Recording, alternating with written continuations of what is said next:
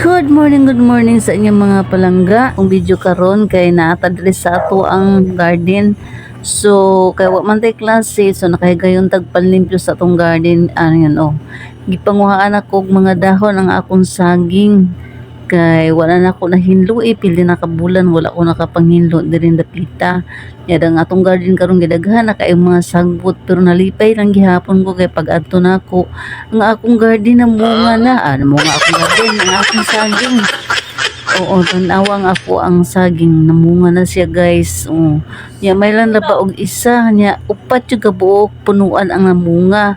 So kada siya mo na siya ang tundan nya kaning uban mo ni ang salibagyo. Pero di lang ko ganahan sa libagyo guys kay kung mahinog bitaw siya dali ra kay siya malata mo na kung mamunga siya maka-harvest gani ko aning saging nga ako ra gid po ni siyang ipanghatag.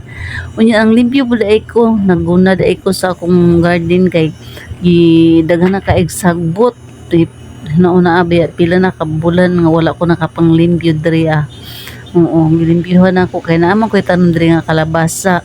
Nya aside sa kalabasa naapog ko'y tanom diri nga mga lutya, nya naapog ko'y tanom diri okra og uban pa. So ang ako ang mga kamuti na tungod sa init nga matay. So ang nagpabilin kanilang kalabasa basin di ay magpakasakali dayta nga makapamunga pa ni atong kalabasa at least makautan ta.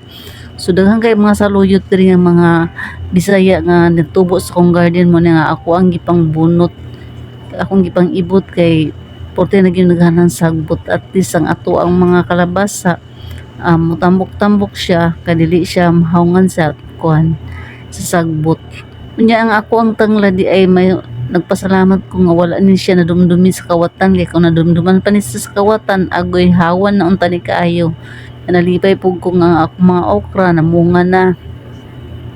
So lipay gyud kay ta guys no kay kung natay nakatanom ta niya pagaman mamunga maka kuan gyud ta maka anita niya mo nang ingon nga kung may itinanim may aanihin. So kani sila magdungan-dungan yun siya kahinog kay dungan-dungan lang pud sila og pamunga. Nalipay lang pud ko kay nakatanom pud ko og saging tundan. Unya ni adi ta diri sa ato ang cranberryhan. Akong cranberry di na ako maato og kaon kay daghan kaayo sa nga tanan. So ang mga bata po diri nanguha po dili po sila ganahan kay asom-asom man niya ang lasa ani. So nang harvest ko gamay kay para ako ang himuong juice.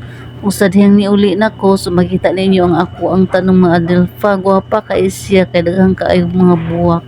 So kani siya mo gini maghatag na ako og kalipay kay ang ako mga stress pag makita na ko ningon ani ka daghan ang bulak wala gid akong stress. So yan lang ang video natin for today guys. Thank you for watching. I hope you like it and don't forget to like, share and follow. Thank you so much. Bye bye.